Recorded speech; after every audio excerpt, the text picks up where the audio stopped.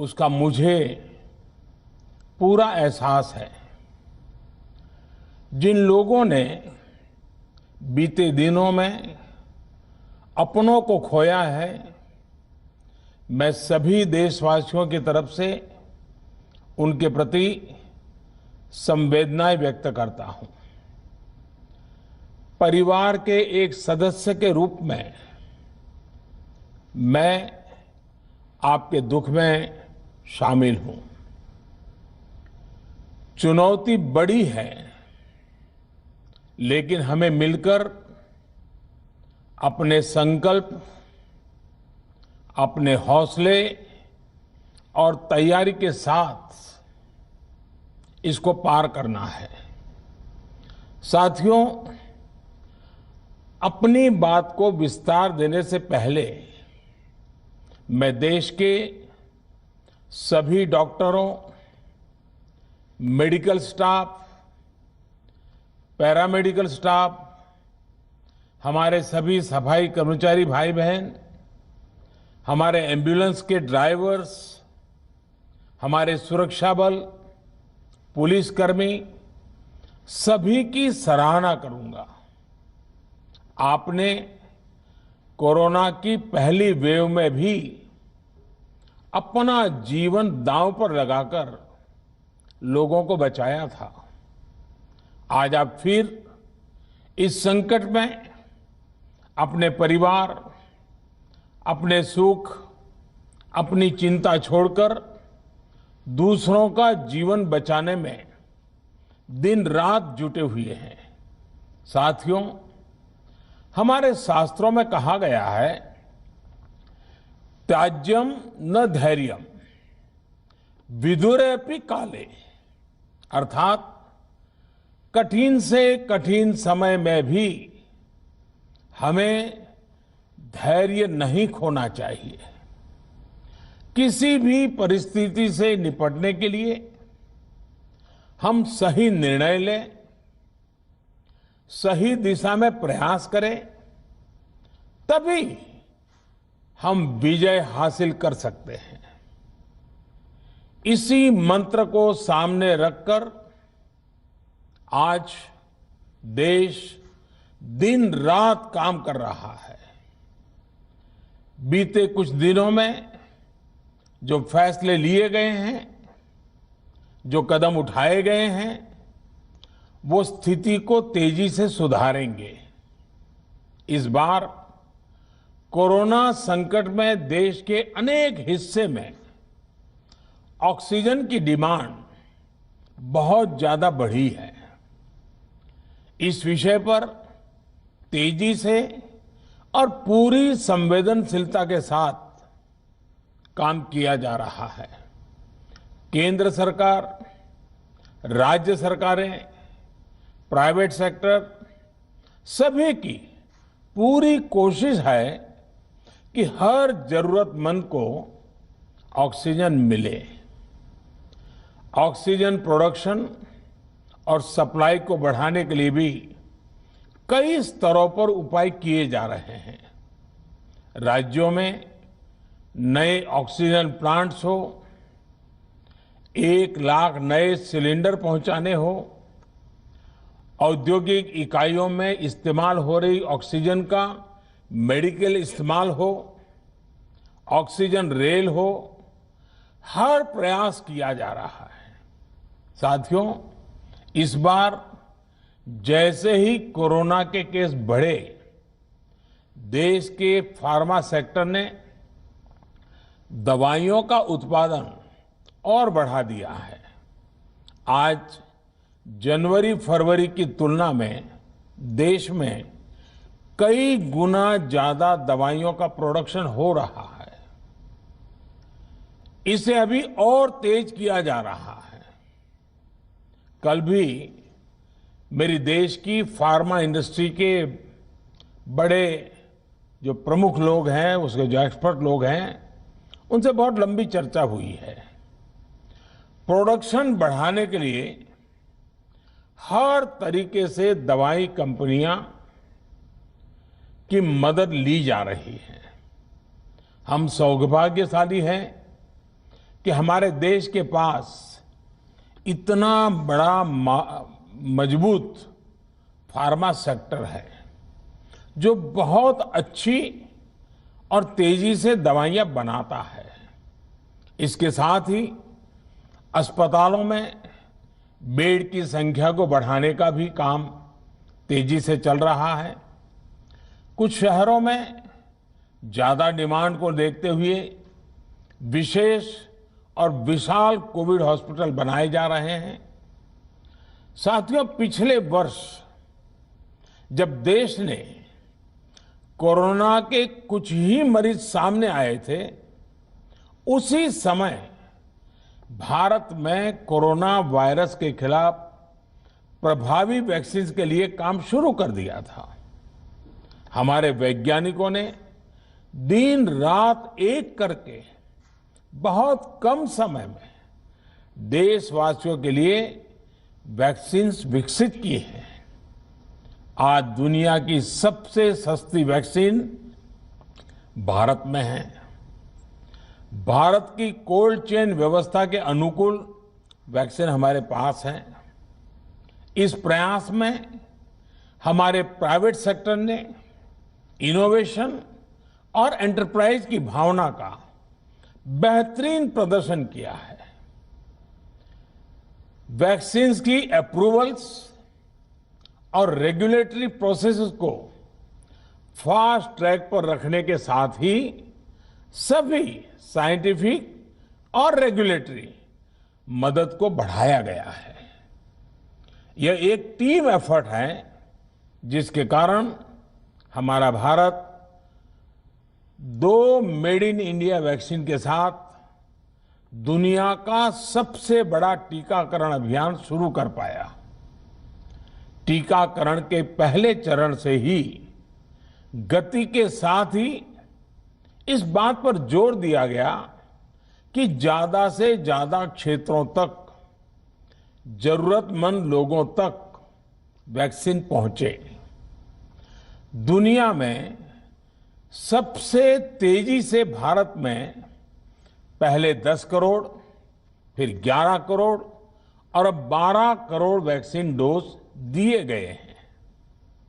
आज कोरोना से इस लड़ाई में हमें हौसला मिलता है कि हमारे health care workers, frontline corona warriors और सीनियर सिटीजन्स के एक बड़े हिस्से को वैक्सीन का लाभ मिल चुका है। साथियों, कल ही वैक्सीन को लेकर हुए एक और अहम फैसला भी हमने किया है। 1 मई के बाद से 18 वर्ष के ऊपर के किसी भी व्यक्ति को वैक्सीनेट किया जा सकेगा। अब भारत में जो वैक्सीन बनेगी उसका आधा हिस्सा सीधे राज्यों और अस्पतालों को भी मिलेगा। इस बीच गरीबों, बुजुर्गों, निम्न मध्यम वर्ग के लोग 45 वर्ष की आयु के ऊपर के व्यक्तियों के लिए केंद्र सरकार का जो वैक्सीन कार्यक्रम चल रहा है वो भी उतनी ही तेजी से जारी रहेगा। पहले की तरह ही सरकारी अस्पतालों में मुफ्त वैक्सीन मिलती रहेगी, जिसका फायदा, जैसा मैंने कहा, हमारे गरीब परिवार हो, हमारे मध्यम वर्ग, निम्न मध्यम वर्ग के परिवार हो, वो उनका लाभ उठा सकेंगे। साथियों, हम सभी का प्रयास जीवन बचाने के लिए है और जीवन बचाने के लिए तो है ही, प्रयास से भी ये है कि आर्थिक गतिविधियां और आजीविका कम से कम प्रभावित हो। प्रयास का तरीका यही रखा जाए। वैक्सीनेशन को 18 वर्ष की आयु के ऊपर के लोगों के लिए ओपन करने से शहरों में जो हमारे वर्कफोर्स है उसे तेजी से वैक्सीन उपलब्ध होगी। राज्यों और केंद्र सरकार के प्रयासों से श्रमिकों को भी तेजी से वैक्सीन मिले लगेगी। मेरा राज्य प्रशासन से आग्रह है कि वो श्रमिकों का भरोसा जगाए रखे। उनसे आग्रह करें कि वो जहां है वहीं रहे। राज्यों द्वारा दिया गया ये भरोसा उनकी बहुत मदद करेगा कि वो जिस शहर में हैं वहीं पर अगले कुछ दिनों में वैक्सीन भी लगेगी और उनका काम भी बंद नहीं होगा। साथियों, पिछली बार जो परिस्थितियां थी वो अभी से काफी भिन्न थी। तब हमारे पास इस वैश्विक महामारी से लड़ने के लिए कोरोना स्पेसिफिक मेडिकल इंफ्रास्ट्रक्चर नहीं था। आप याद करिए देश की क्या स्थिति थी। कोरोना टेस्टिंग के लिए पर्याप्त लैब नहीं, पीपीई का कोई प्रोडक्शन नहीं, हमारे पास इस बीमारी के ट्रीटमेंट के लिए कोई खास जानकारी भी नहीं। लेकिन बहुत ही कम समय में हमने इन चीजों में सुधार किया। आज हमारे डॉक्टरों ने कोरोना के इलाज की बहुत ही अच्छी एक्सपर्टीज हासिल कर ली है। वो ज्यादा से ज्यादा जीवन बचा रहे हैं। आज हमारे पास बड़ी मात्रा में पीपीई किट्स हैं, लैब्स का बड़ा नेटवर्क है और हम लोग टेस्टिंग की सुविधा को निरंतर बढ़ा रहे हैं। साथियों, देश ने कोरोना के खिलाफ अब तक बहुत मजबूती से और बहुत धैर्य से लड़ाई लड़ी है। इसका श्रेय आप सभी को, सभी देशवासियों को ही जाता है। अनुशासन और धैर्य के साथ कोरोना से लड़ते हुए आप देश को यहां तक लाए हैं। मुझे विश्वास है जन भागीदारी की ताकत से हम कोरोना के इस तूफान को भी परास्त कर पाएंगे। आज हम अपने चारों ओर देख रहे हैं कि कैसे कई लोग, कई सामाजिक संस्थाएं जरूरतमंदों तक मदद पहुंचाने में दिन रात जुटे हैं। दवाई पहुंचाना हो, खाने या रहने की व्यवस्था करनी हो, लोग पूरे मनोयोग के साथ काम कर रहे हैं। मैं इन सभी के सेवा भाव को आदरपूर्वक नमन करता हूं और देशवासियों से अपील करता हूं कि अधिक से अधिक मात्रा में इस संकट की घड़ी में देशवासी आगे आएं और जरूरतमंदों तक मदद पहुंचाएं। समाज के पुरुषार्थ और सेवा के संकल्प से ही हम ये लड़ाई जीत पाएंगे। मेरा युवा साथियों से अनुरोध है कि वो अपनी सोसाइटी में, मोहल्ले में, अपार्टमेंट्स में छोटी छोटी कमेटियां बनाकर कोविड अनुशासन पालन करवाने में मदद करें। हम ऐसा करेंगे तो सरकारों को न कभी कंटेनमेंट जोन लगाने की जरूरत पड़ेगी, न कर्फ्यू लगाने की जरूरत पड़ेगी और लॉकडाउन का तो सवाल ही नहीं उठता है, आवश्यकता ही नहीं पड़ेगी। स्वच्छता अभियान के समय देश में जागरूकता फैलाने के लिए मेरे बाल मित्रों ने बहुत मदद की थी। छोटे छोटे बालक, 5वीं, 7वीं, 8वीं, 10वीं में पढ़ने वाले, उन्होंने घर के लोगों को समझाया था, मनाया था। उन्होंने बड़ों को भी स्वच्छता का संदेश दिया था। आज मैं फिर अपने बाल मित्रों से एक बात विशेष तौर पर कहना चाहता हूं। मेरे बाल मित्र, घर में ऐसा माहौल बनाइए कि बिना काम, बिना कारण घर के लोग घर से बाहर न निकले। आपकी जीत बहुत बड़ा परिणाम ला सकती है। प्रचार माध्यमों से भी मेरी प्रार्थना है कि ऐसे संकट की घड़ी में वो लोगों को सतर्क और जागरूक करने के लिए जो प्रयास कर रहे हैं उसे और बढ़ाएं।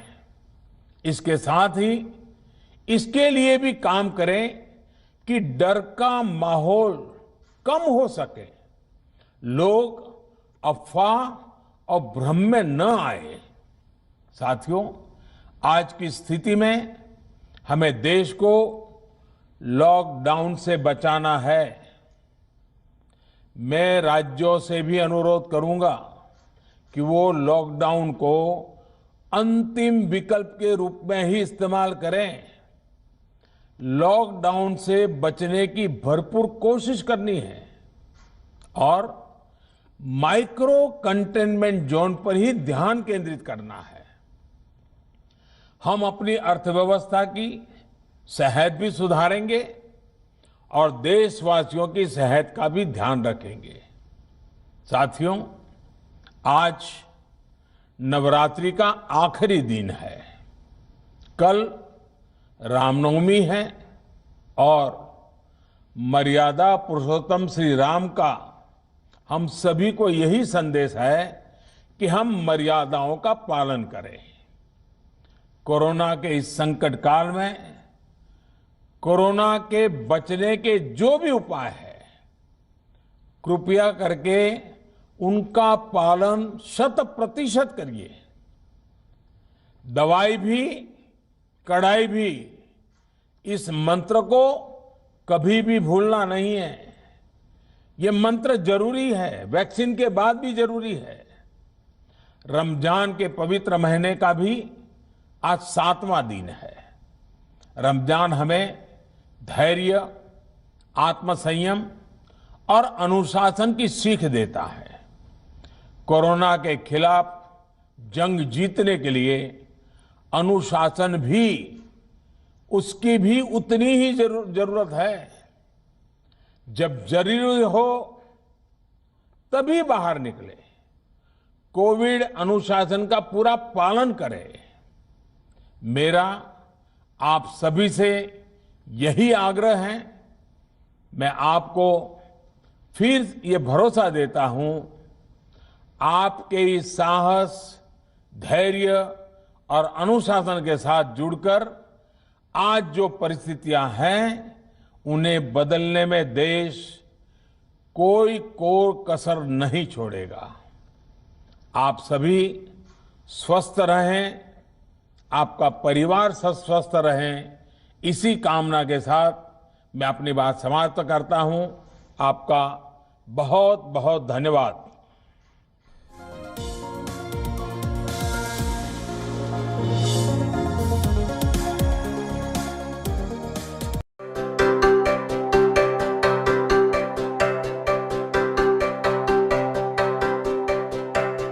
So if I want to do something, action it today. You just have to continuously think differently. There's a churn of